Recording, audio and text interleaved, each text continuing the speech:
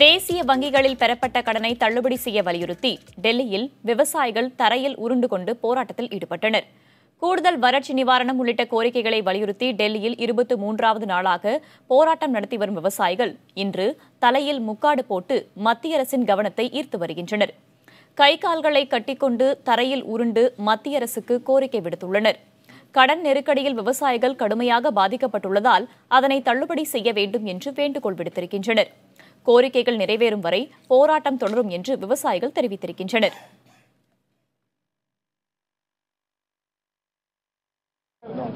எல்லா வங்கி ஏலம் போயிட்டு இருக்கு. நாங்கள் என்ன தான் பண்ணுறது, எங்களால் என்ன பண்ணுறதுனே தெரியாமல் தான் டெல்லியில் வந்து உட்காந்துருக்கோம்.